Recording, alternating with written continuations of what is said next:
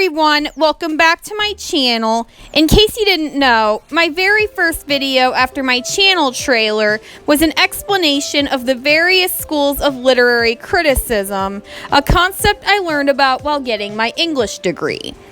If you haven't seen it, I suggest you go check it out and then check out even more of my videos. And if you like what you see, subscribe to my channel for an entire library's worth of video essays.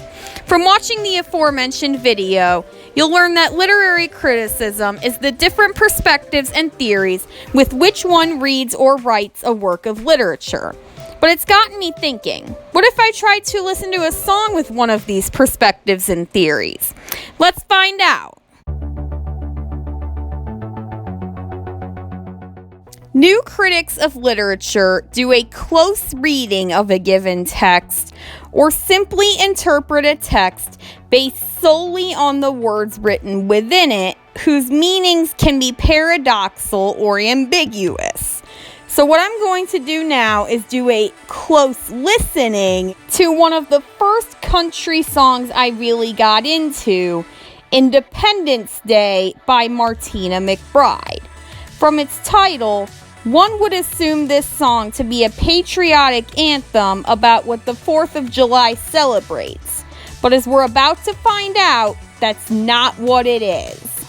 The narrator of Independence Day is telling of a day on which she was 8 years old, that on which also her mother, quote unquote, tried to pretend he wasn't drinking again, with he referring to the narrator's father, which is confirmed with the next line, but daddy left the proof on her cheek.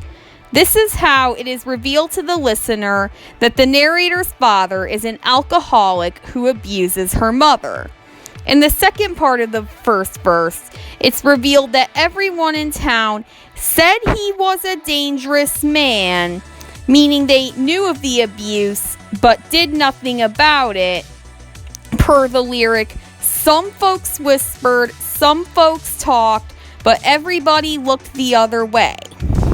In the next verse, the mother lit up the sky that 4th of July, revealing that these events do, in fact, take place on the actual Independence Day, and that the mother burned down the house in retaliation for her husband's abuse. Moreover, the title Independence Day refers to the mother's day of liberation from her alcoholic abuser.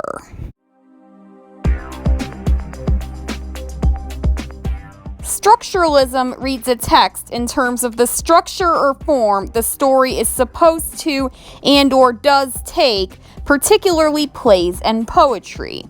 So now let's listen to a famous and infamous song, Queen's Bohemian Rhapsody, with that same perspective.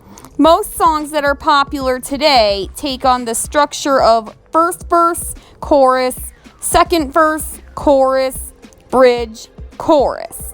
But Bohemian Rhapsody takes on the unique structure of a rhapsody, hence its title. A rhapsody is a type of song whose structure is free-flowing, and its vocals and instrumentation seem to be spontaneous due to their shift in mood, color, and tonality throughout the song. In the case of Bohemian Rhapsody, which takes on the musical style of a suite, the song begins with an a cappella intro in which the lyrics question whether life is real or just a fantasy caught in a landslide, before concluding that there can be no escape from reality.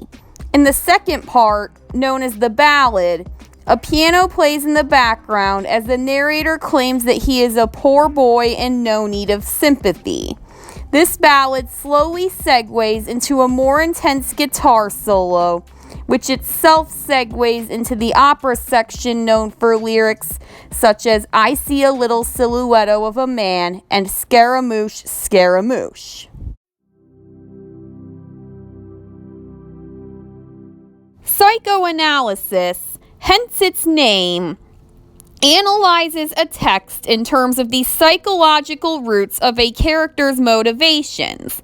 I'm going to psychoanalyze the song Unwell by Matchbox 20, which is often mistaken for simply being a breakup song. When one reads the lyrics of Unwell a little more closely and through a psychoanalytic lens, one can tell that the narrator is suffering from a mental illness of some sort, most likely schizophrenia. 2 lines into the song, the narrator is staring at the ceiling, making friends with shadows on my wall, a possible hallucination or coping mechanism. The narrator also hears voices telling me that I should get some sleep because tomorrow might be good for something. This is a very common sentiment among those with clinical depression and anxiety, feeling that the days to come aren't worth very much and that they don't have much for them to look forward to. In the second verse, the narrator finds himself talking to myself in public, dodging glances on the train, and he can hear them whisper, and it makes me think there must be something wrong with me. This is a very common experience for those with schizophrenia and other mental illnesses. What makes it most likely that this narrator has paranoid schizophrenia is the bridge, in which he claims that pretty soon they'll come to get me.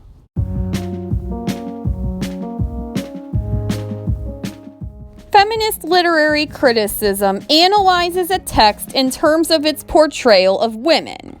So now, let's analyze the lyrics of a popular 2004 song, Miss Independent, by Kelly Clarkson, using feminist criticism. In this song, the narrator tells of a woman, to whom she refers by the song's title, who, much to her surprise, lowers her boundaries in order to obtain a romantic partner.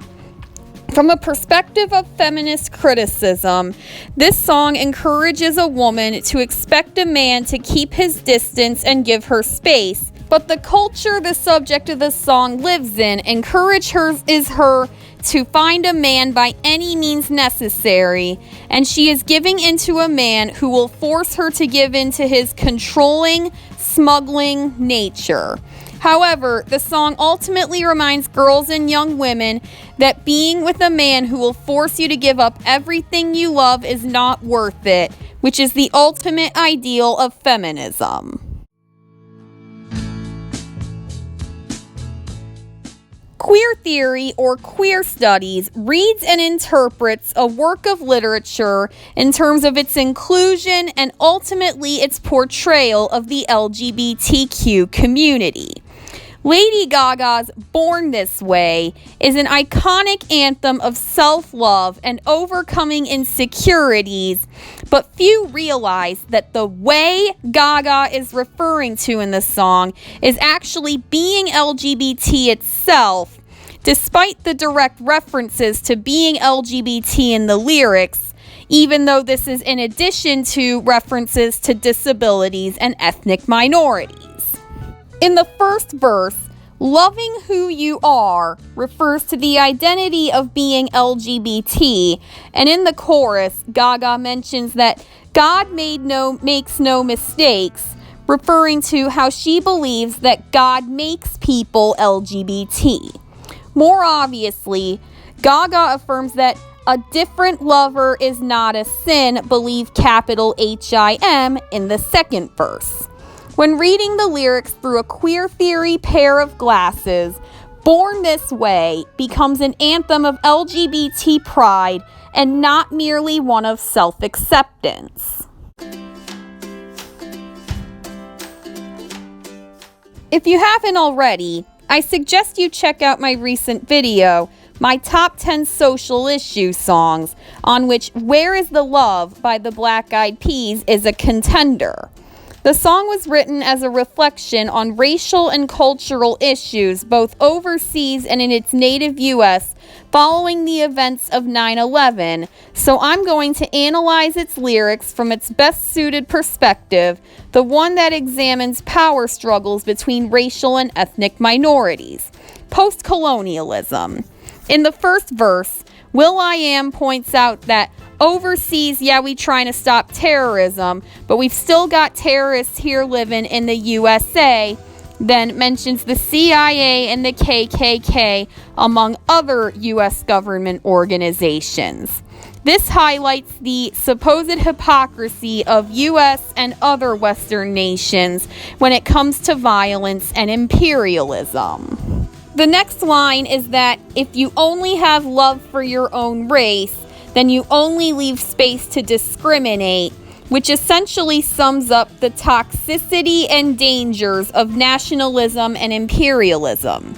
In the chorus, the members of the Black Eyed Peas ask, "Where is the love in all the killing, dying, and children crying all around the world?"